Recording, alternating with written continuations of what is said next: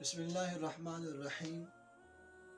سوال یہ ہے کہ رمضان المبارک میں روزے کی حالت میں مسواک کرنا آیا کہ درست ہے یا نہیں؟ تو یہ بات ذہن میں رکھیے گا، رمضان المبارک کے مبارک مہینے میں روزے کی حالت میں مسواک کرنا درست ہے، بلکہ صرف درست نہیں ہے، مسواک کرنے سے روزے کی ثمرات میں مزید اضافہ ہوتا ہے۔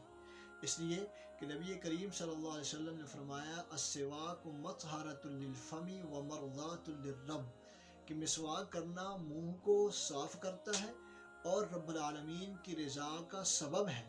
اس لیے ہمیں چاہیے کہ روزے کی حالت میں مسواک کا اہتمام کرے، مگر ایک بات ذہن میں رکھنی چاہیے اور ایک امر کو ملحوظ رکھنا چاہیے کہ مسواک کے جو ریشے ہوتے ہیں ان کو حلق میں نہ اترنے دیا جائے، بلکہ اس سے بچا جائے کہ مسواک کے ریشے حلق سے نیچے پیٹ میں نہ جائے۔ اگر مسواک کے ریشے حلق سے نیچے چلے جاتے ہیں، پیٹ میں چلے جاتے ہیں اور اس کی مقدار جو ہے چنے کے دانے سے کم ہے تو روزہ فاسد نہیں ہوتا۔ اس لیے اس بات سے اجتناب کرنا چاہیے کہ مسواک کے جو ریشے ہیں وہ حلق سے نیچے نہ جائے۔ اگر ان کی مقدار چنے کے دانے سے زیادہ ہے تو پھر روزہ فاسد ہو جاتا ہے۔ اس لیے اس امر کو ملحوظ رکھتے ہوئے مسواک کا اہتمام کرنا چاہیے روزے کی حالت میں بھی، اس سے روزے کے ثمرات میں اضافہ ہوتا ہے۔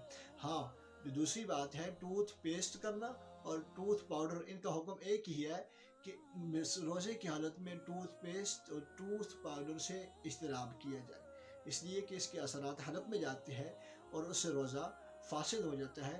اس شک کی وجہ سے روزے کی حالت میں ٹوتھ پیسٹ اور ٹوتھ پاؤڈر سے اجتناب کیا جائے، لیکن مسواک کا روزے کی حالت میں اہتمام کیا جائے تاکہ روزے کے ثمرات میں مزید اضافہ ہو سکے۔ اللہ عز و جل عمل کی توفیق عطا فرمائے۔